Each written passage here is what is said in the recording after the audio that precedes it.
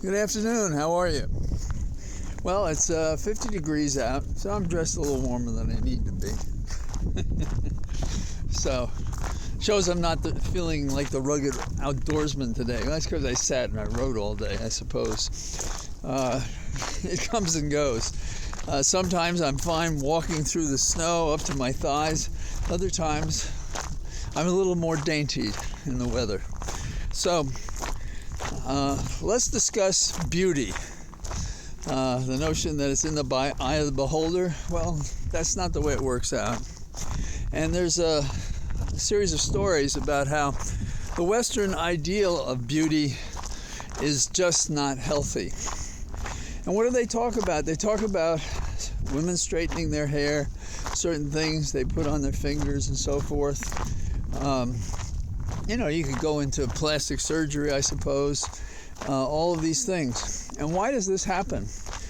Well, if you're a black woman and you're in a community that might discriminate against you and you want to work, you might straighten your hair, or you might like your hair straight and do it for that reason. But we can't ignore the societal pressures on people, sometimes in order to survive, to change their appearance. I mean, we know we have discrimination against women, especially by Republicans.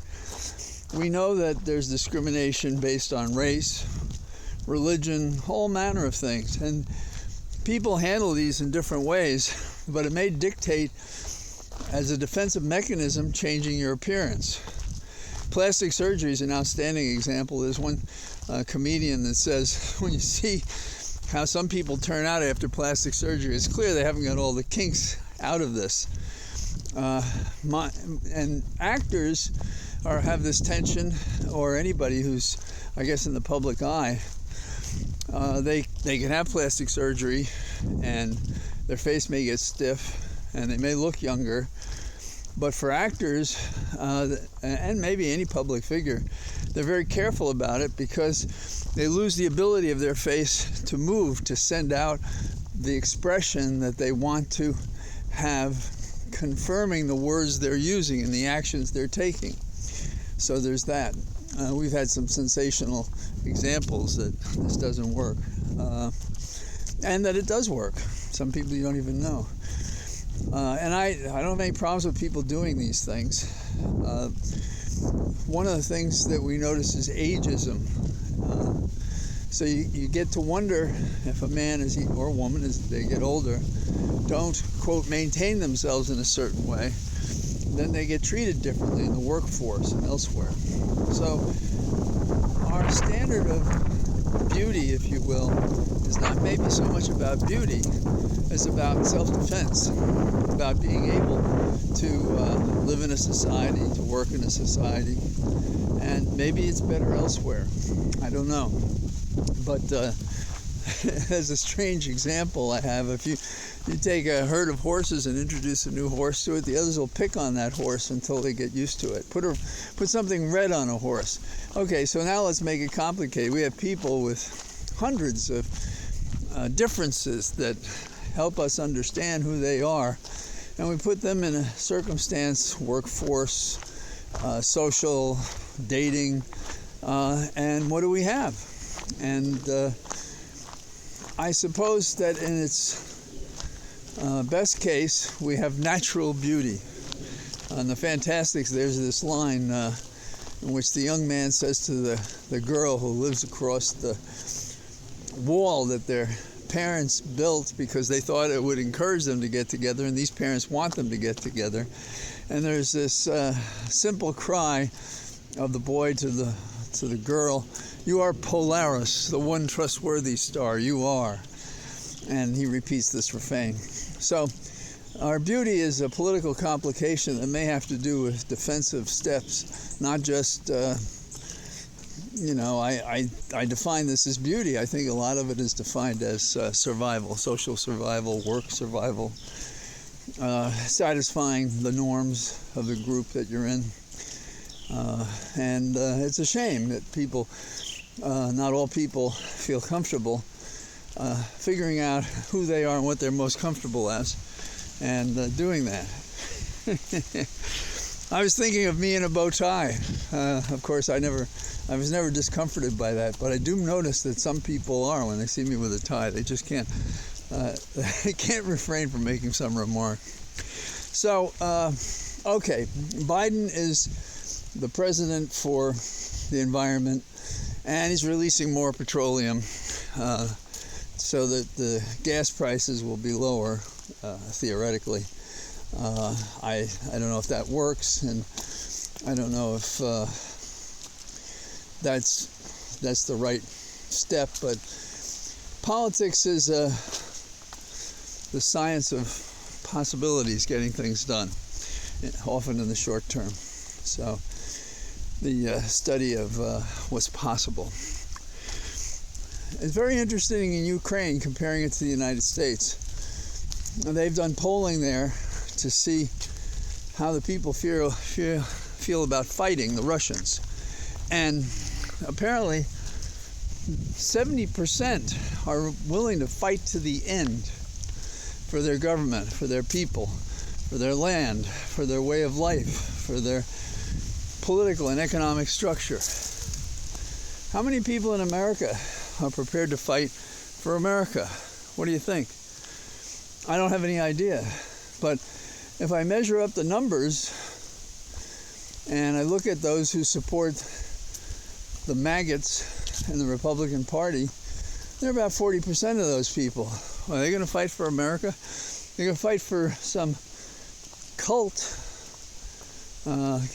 kill out of a blind ignorance and ideology for what they think will be better without knowing whether it will be. Grass is always greener on the other side. But is the remaining 60% willing to fight for the nation? And I don't think so. I don't think so.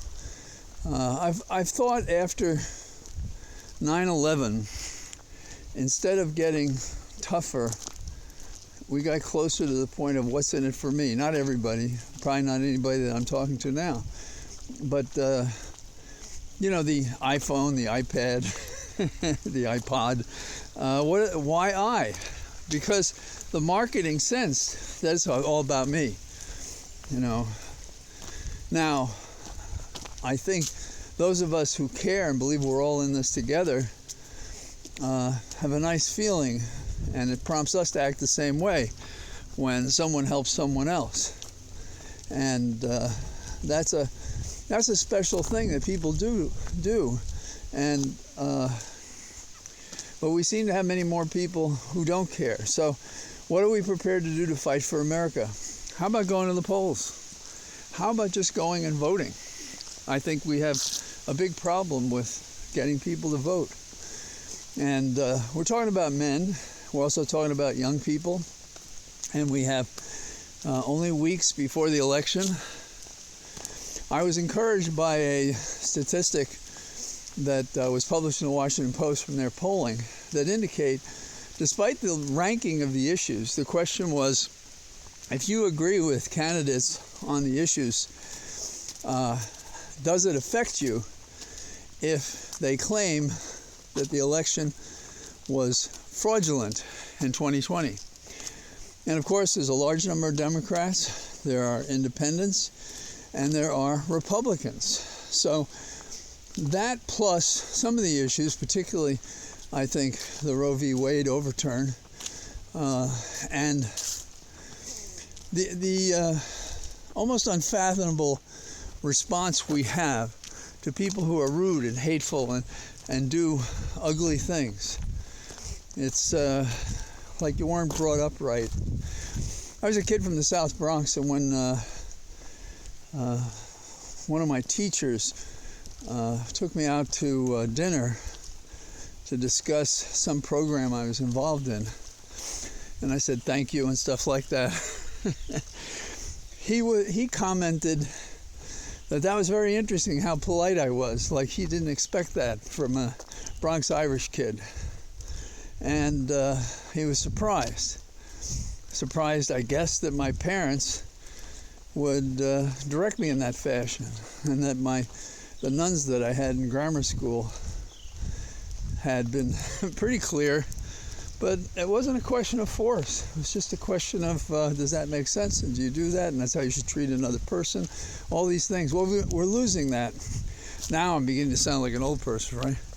I'm going to have to take some of those beauty lessons to protect myself against my own views so that people don't rally against me because I'm not beautiful enough while I'm expressing these views. Okay, I am kidding. You all know that, right? So, the colors are changing. I had a good day of writing. I'm going to do more when I finish this walk, which will extend beyond my recorded remarks. But I am still in a cathedral of trees. The colors are changing magnificently, and it's a wonder to be out in 50-degree weather and have such fun. Bye-bye.